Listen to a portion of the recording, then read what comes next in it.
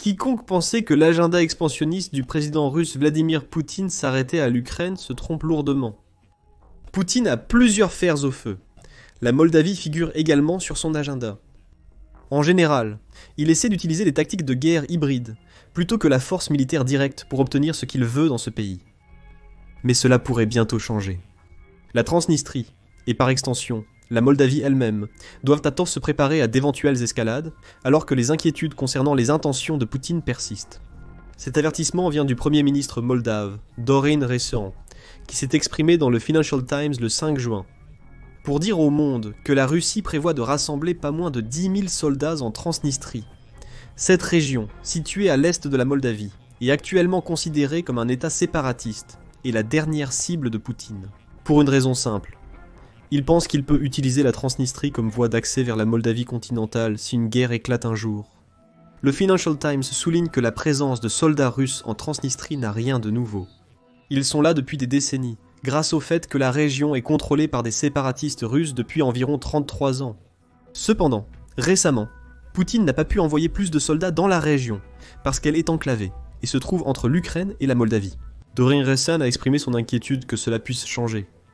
C'est un énorme effort pour saper la démocratie moldave, a déclaré Dorin Recean au Financial Times. Ils veulent consolider leur présence militaire dans la région de Transnistrie. Il semble que Dorin Recean regarde vers l'avenir avec ses commentaires. Pour l'instant, cette consolidation ne peut pas avoir lieu à cause de la guerre de la Russie contre l'Ukraine. Ce n'est pas forcément que la Russie ne peut pas épargner les troupes.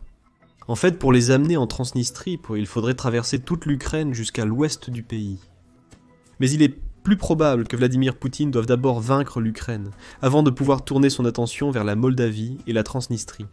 La possibilité que cette défaite se produise est ce qui inquiète Raïtchan. Selon Raïtchan, avec 10 000 soldats, cela exercerait une influence et une pression considérable sur le sud-ouest de l'Ukraine. Comme il le souligne, il n'y a pas que la Moldavie qui doit s'inquiéter des ambitions de Poutine, mais aussi la Roumanie voisine, qui est un membre de l'OTAN. Dorin Recean tire la sonnette d'alarme ici. Il dit à l'OTAN qu'elle ne peut pas considérer que le fait que Poutine injecte 10 000 soldats en Transnistrie est un problème moldave. C'est un problème qui concerne l'Ukraine, surtout si le dirigeant russe peut y parvenir sans avoir à vaincre l'Ukraine. Et un problème qui, en fin de compte, menace d'avoir un impact majeur sur la force de l'OTAN en Europe. Dorin Recean n'a pas dit comment il pense que Poutine transportera ses 10 000 soldats en Transnistrie, mais peut-être qu'il n'en a pas besoin. La simple possibilité que cela se produise démontre clairement la menace que représente Poutine. Au-delà de l'Ukraine, la Transnistrie elle-même pose également une énigme géopolitique intéressante au reste du monde. Située à l'est de la Moldavie et sur la rive orientale du fleuve Dniestr, c'est une étroite bande de terre qui ne mesure que 1350 miles carrés. C'est aussi une région intéressante grâce à son histoire mouvementée. À différentes époques, la Transnistrie a été contrôlée par l'Empire russe et l'Union soviétique, bien qu'elle soit maintenant censée être sous le contrôle de la Moldavie. Mais cela ne s'est pas passé ainsi. Au lieu de cela, la Transnistrie est un État séparatiste avec des sympathies russes, presque depuis l'effondrement de l'Union soviétique. C'est un problème pour la Moldavie. Comme le souligne l'Encyclopédia Britannica, la Transnistrie abrite plusieurs secteurs de l'industrie moldave, dont une grande partie remonte à l'époque soviétique. C'est aussi de là que la Moldavie tire généralement environ 80% de son électricité, selon Interfax. Cette électricité était produite à partir du gaz russe, créant une situation complexe dans laquelle la Russie est déjà capable d'exercer un certain contrôle sur la Moldavie grâce à ses besoins énergétiques. Elle a déjà utilisé ce pouvoir par le passé, comme en 2005, lorsque l'État séparatiste a cessé de payer le gaz russe, coupant ainsi l'électricité de la Moldavie. Même aujourd'hui, cet incident a conduit l'État non reconnu à devoir 11,1 milliards de dollars à la Russie, selon la fondation Carnegie en février. La compagnie énergétique russe Gazprom affirme également que la Moldavie elle-même doit 709 millions de dollars, bien que la Moldavie conteste cela, affirmant que ses arriérés ne s'élèvent qu'à 8,6 millions de dollars. Il y a donc une situation économique compliquée en raison du désir de la Transnistrie de se séparer de la Moldavie. C'est une situation qui joue parfaitement en faveur de Poutine. Et pour aggraver les choses, il y a encore une influence russe très forte en Transnistrie. La British Broadcasting Corporation affirme que la région est dominée par des russophones, et que seulement 40% de sa population est capable de parler le moldave. La Transnistrie possède également son propre parlement, sa propre monnaie, son drapeau, son hymne national et sa constitution. Autant d'éléments qui marquent son statut d'État séparatiste.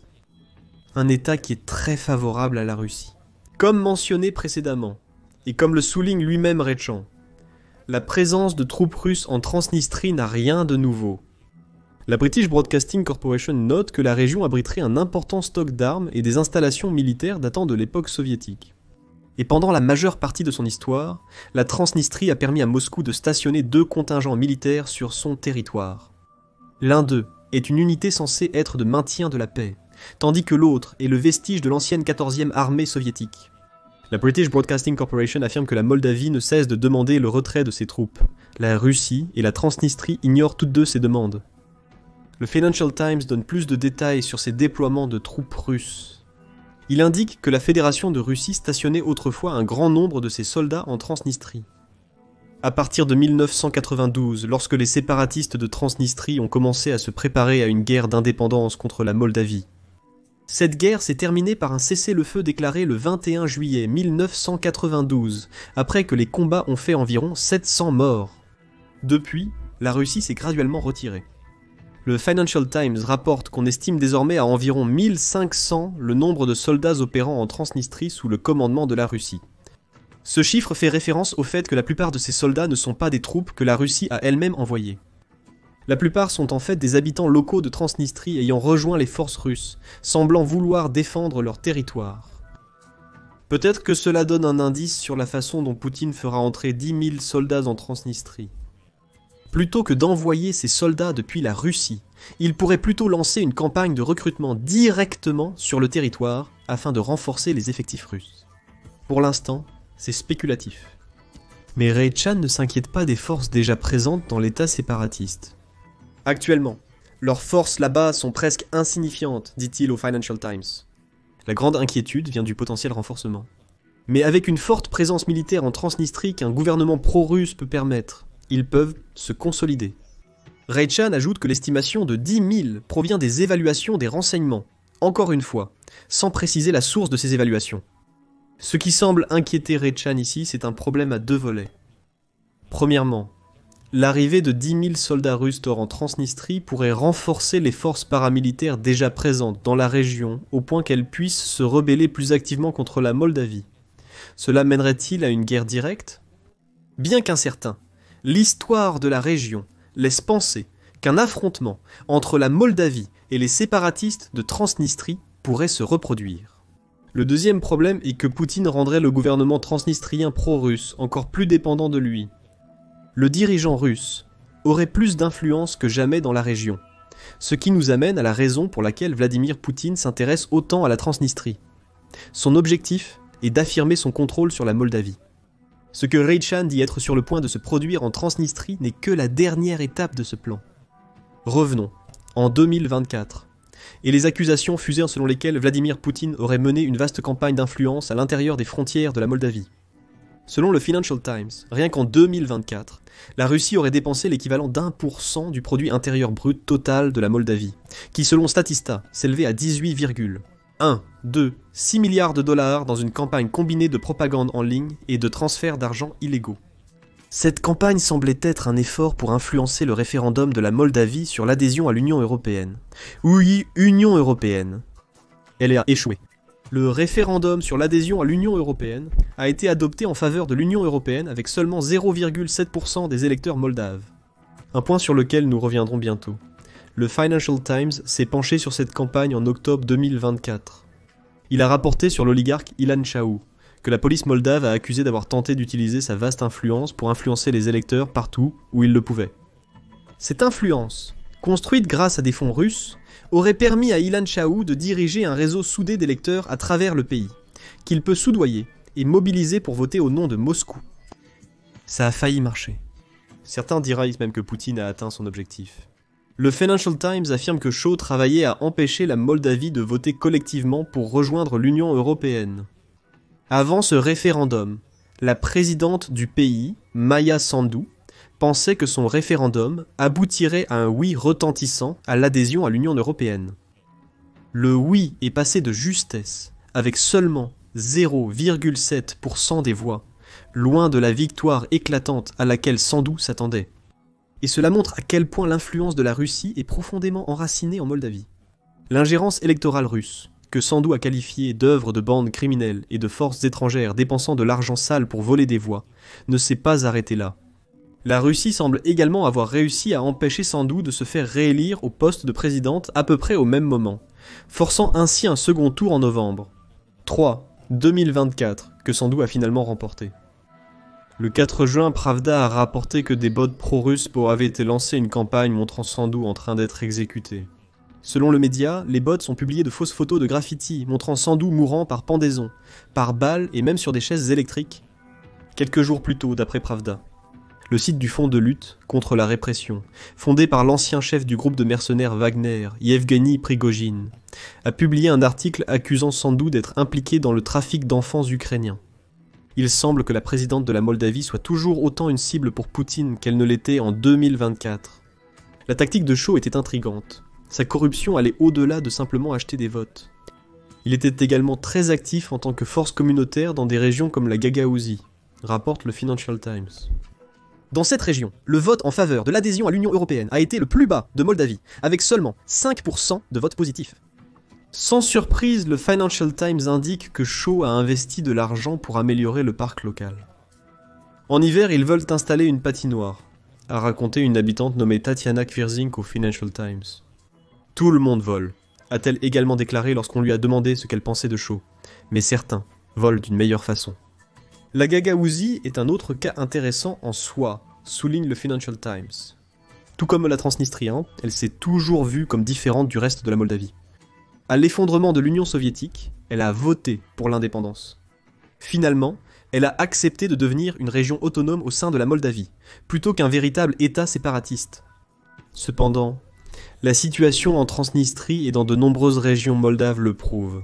Raitchan est maintenant tellement inquiet à propos des 10 000 soldats qu'il croit que la Russie est prête à rassembler.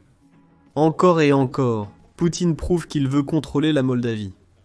Ce qui est sur le point de se passer en Transnistrie n'est que la dernière étape. Jusqu'à ce que cette action ait lieu, Poutine va tout faire pour maintenir la Moldavie dans un état de vide politique.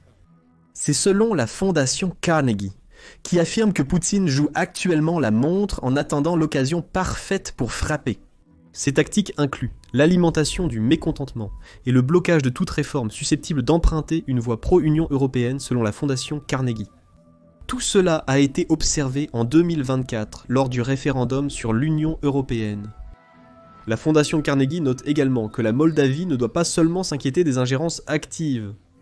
Un effet secondaire préoccupant de l'ingérence russe est la pression exercée sur les ressources de l'État moldave, souligne-t-elle, en rappelant que la Moldavie est un pays de seulement 3 millions d'habitants. Ces institutions étatiques semblent fonctionner en état de déficit perpétuel, souligne la fondation Carnegie. Cela facilite la tâche à un pays riche de pousser ses ressources limitées jusqu'à leur point de rupture, avant de dépenser pour gagner en influence. Shaw, un oligarque, finance la rénovation d'un parc qui porte son nom. Les actions de la Russie ont influencé le vote en Moldavie, l'éloignant davantage de l'Union européenne, car le pays ne pouvait pas se permettre de faire autrement. Tout cela montre que Poutine mène un jeu très habile, dans lequel il mène plusieurs actions de guerre hybride contre la Moldavie, conçues pour affaiblir le pays. Avant une tentative de prise de contrôle totale, peut-être que les 10 000 soldats envoyés en Transnistrie sont le signe que Poutine pense qu'une opération de prise de contrôle complète se rapproche. Mais pourquoi Poutine accorde-t-il une telle importance à la Moldavie ? Raitchan a déjà souligné l'une des raisons lorsqu'il a fait remarquer que la Transnistrie est proche de la Roumanie. Prendre le contrôle de la région permet à la Russie d'opérer près de la frontière d'un membre de l'OTAN. Les tentacules russes pourraient alors s'étendre encore plus. Le contrôle de la Transnistrie, et potentiellement l'invasion et l'annexion de la Moldavie qui pourraient en résulter, pourraient amener Vladimir Poutine à utiliser les mêmes types de stratégies de guerre hybride pour influencer les développements en Roumanie. Et il n'y a pas que la Roumanie qui doit s'inquiéter. Imaginez le pire scénario possible un instant. La Russie l'emporte en Ukraine. Ensuite, elle utilise les 10 000 soldats qu'elle a stationnés en Transnistrie, combinés aux forces venant de la Russie continentale, pour envahir la Moldavie. Soudainement, la Russie contrôle deux anciens États, qui partagent normalement des frontières avec bien plus d'alliés de l'OTAN que la seule Roumanie. La Pologne, la Slovaquie et la Hongrie devraient toutes faire face aux problèmes russes. La Lituanie, l'Estonie et la Lettonie, qui partagent une frontière avec l'allié russe, la Biélorussie, ne seraient pas non plus en sécurité. Et si la Russie peut utiliser son contrôle sur la Moldavie pour influencer la géopolitique en Roumanie, ce serait aussi une bonne nouvelle pour Poutine en mer Noire. Tout cela vise à créer une toile d'influence russe, toujours plus grande pour Poutine, une toile qui lui permettrait aussi de maintenir une menace contre l'OTAN et l'Union européenne. Et cela ramène à la question de l'Union européenne mentionnée plus tôt dans la vidéo. En octobre 2024, juste avant le référendum de l'Union européenne qui a été adopté de justesse en Moldavie, le Centre pour la réforme européenne a publié un document expliquant pourquoi Poutine tient tant à contrôler ce pays. Si la Géorgie ou la Moldavie tombaient dans l'orbite de la Russie après ces élections, ce serait un revers pour l'Union européenne et les intérêts occidentaux plus larges dans la région de la mer Noire, indique le rapport. Une Moldavie pro-russe pourrait servir de base à la Russie pour attaquer le port céréalier du sud-ouest de l'Ukraine. Le centre affirme également que si la Russie parvenait à convaincre la Moldavie de rejeter l'Union européenne, cela montrerait aux autres États candidats potentiels que le simple fait d'obtenir l'adhésion ne suffit pas à garantir le développement d'une démocratie stable et prospère.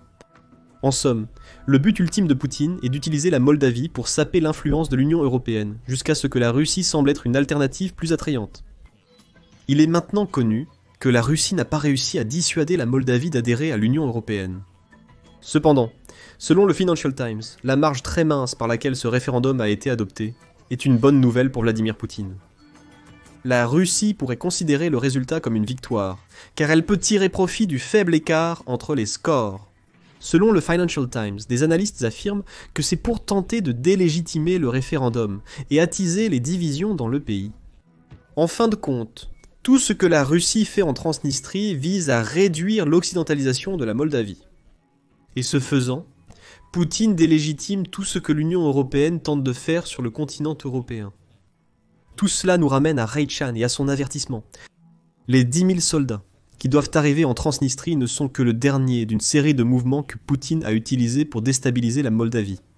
La question est simple, la Moldavie peut-elle agir ? Sur le plan militaire, les options sont probablement limitées. Si la Russie entrait en guerre contre la Moldavie, elle gagnerait presque à coup sûr. Une comparaison des deux pays réalisée par Global Firepower, qui classe chaque année 145 nations selon leur puissance militaire, nous montre que la Moldavie, selon eux, est classée 134e. Parmi ces 145 nations, la Russie est deuxième. Même si la comparaison est réduite pour n'inclure que les 10 000 soldats en Transnistrie, la situation n'est pas très favorable pour la Moldavie. Elle ne compte qu'une armée active de seulement 8 500 personnes. Certes, elle dispose de 67 000 réservistes sur lesquels elle peut compter. Mais dans l'immédiat, 10 000 soldats russes en Transnistrie donnent à la région séparatiste un avantage solide en termes d'effectifs. Si Poutine est sérieux à propos d'une guerre avec la Moldavie, il pourrait injecter plus de troupes en Transnistrie. La Moldavie réduit progressivement ses forces de réserve déjà limitées lorsque nécessaire. En somme, la Moldavie veut à tout prix éviter un affrontement. Actuellement, le but principal de la Moldavie semble être de remporter la guerre de propagande déjà en cours. Raychan le dit clairement au Financial Times, déclarant « Nous sommes très prudents car leur propagande, leurs mécanismes de communication sont très puissants. Ils dépensent des sommes importantes. La réponse moldave doit être proportionnelle », affirme le Premier ministre. En conséquence, nous devons également renforcer nos défenses, mais nous devons aussi tenir nos engagements. Cet objectif est de donner suite aux résultats positifs du référendum pour faire de la Moldavie un membre officiel de l'Union européenne. Quand cela arrivera, nul ne le sait.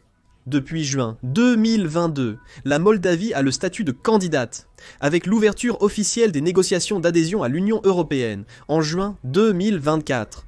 Ce qui signifie que les discussions sont en cours depuis 1 an sans que la Moldavie n'obtienne l'adhésion. Cependant, ce temps n'a pas été perdu. Le 5 juin, la division de l'élargissement et du voisinage oriental de l'Union européenne a publié les déclarations faites par la vice-présidente de la Commission européenne, Kaja Kallas, lors d'une conférence de presse conjointe à la réunion du Conseil d'association. Kallas a souligné que le partenariat entre la Moldavie et l'Union européenne est plus fort que jamais. Elle a félicité la Moldavie pour sa contribution aux missions de l'Union européenne en Somalie et en Bosnie-Herzégovine, ainsi que pour avoir accueilli plus de réfugiés ukrainiens que tout autre pays. L'Union européenne a aussi grandement investi en Moldavie par habitant, selon Kallas. Nous vous avons fourni près de 200 millions d'euros d'aides essentielles à la défense pour soutenir la Moldavie dans la modernisation de ses forces armées. Ces dépenses indiquent que l'Union européenne désire l'adhésion de la Moldavie. Les divisions internes au sein du pays semblent être la seule chose qui retient la Moldavie. Le problème de la Transnistrie ne disparaît pas si la Moldavie devient membre de l'Union européenne. Poutine continuera d'amasser 10 000 soldats en Transnistrie, malgré l'adhésion complète à l'Union européenne. La Moldavie fera réfléchir Poutine à 2 fois, avant d'envahir, car plus que l'armée moldave, cela pourrait être le moyen de dissuasion nécessaire pour freiner l'élan de la Russie. Bien sûr, la Transnistrie est loin d'être le seul endroit où Poutine cherche à rassembler un grand nombre de soldats. D'autres nations, comme la Finlande, commencent à voir des déploiements russes à leurs frontières. Découvrez ce que le président finlandais a déclaré au sujet des efforts de Poutine à la frontière et comment il a humilié le dirigeant russe en regardant notre vidéo. Et n'oubliez pas de vous abonner à The Military Show pour plus de vidéos sur les dernières manœuvres de Poutine pour tenter de gagner en influence en Europe.